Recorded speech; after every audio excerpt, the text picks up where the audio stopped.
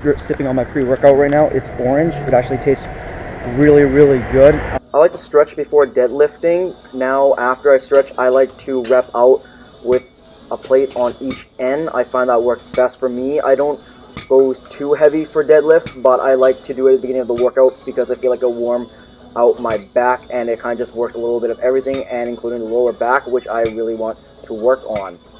I would throw clips on each side just because the weight does tend to kind of shake and slide to the other side as you're doing your deadlift. Now keep your form in mind when you're doing your deadlift, where you don't want your lower back around and your shoulders to roll far forward.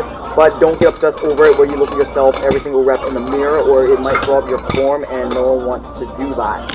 For bent over rows, I like to grab the handle with a suicide grip because I feel on my lats and overall in my back a lot more than the conventional way of holding it. Now I like to keep my back straight, shoulders not rolled forward, and slightly bending my knees. And then I keep thinking about driving my elbows backwards, pulling from the elbows rather than pulling with your arms and then squeezing your back, because I find if I did that, I kind of target my biceps accidentally, subconsciously a little bit more.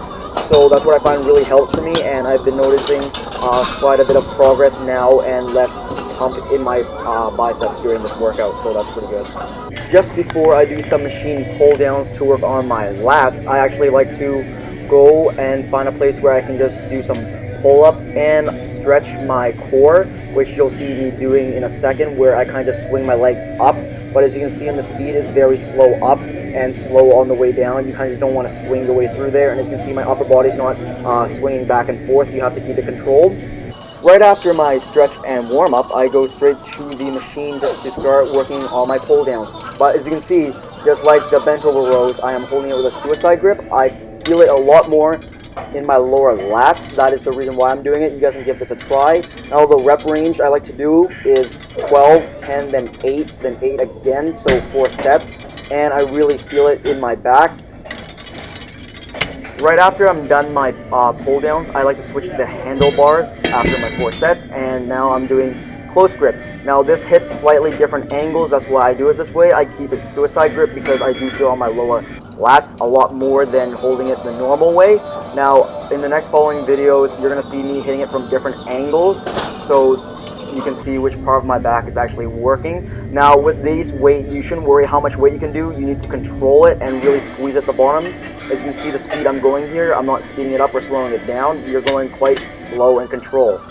Right after that workout, I like to jump on the iso lat machine that they have at this gym. It really helps isolating my back, and I do it 1 at a time. Some people like to go 2 at a time, but I feel like you're kind of using a lot of momentum and it's less controlled that way. Now as you can see, I did bump up the weight to a plate on each side after I am done warming up. Now you might be thinking, I already did all those other exercises, so why should I warm up? Well, I just like warming it up because I don't want to injure myself. So right here, I'm actually doing a superset. This is my 4th set actually, and I'm just trying to get as much blood as possible in my back. As you can see, it is pretty wide right now. I like to end my back with this workout. I'm not sure what the machine's actually called, but it works your core and lower back, and that's what I really want to work on.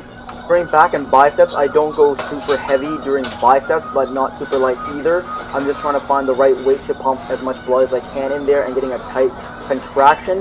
Now, I would recommend warming up still, even though you did back already, just to get all the blood there. And I like to work it from different angles. As you can see here, my elbows aren't passing my sides, and I'm not rolling forward or swinging back and forth. Make sure you're isolating it to build as much muscle as possible. After curling on the easy bar, I like to do my side hammer curls, and I'm really isolating the long head of the biceps and really squeezing at the top and slow on the way down. Now for the rep range, I go 12, 10, 8, 8 once again, but I superset it with alternating dumbbell curls. As you can see, I'm keeping one arm up at the same time as the other one's going to get more blood there and isolating even harder.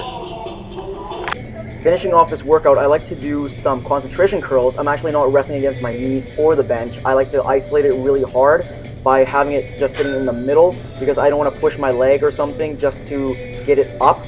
So I really get a big long squeeze on it and turning at the top just to pinch it a little more. And I like to get a wide range of 15, 13, 12, 12. Okay, so I'm on my way home right now. This gym, if you guys live in Victoria, is kind of near Mayfair. So just walking home. I did back and biceps, did cardio. I like to go on the stairs. You can do whatever you want. I didn't actually film that session because I feel like anyone can do cardio, and it's just pretty much how hard you want to push yourself there. Anyways, remember, if you really want it, go after it. Times got hard, but it all came together.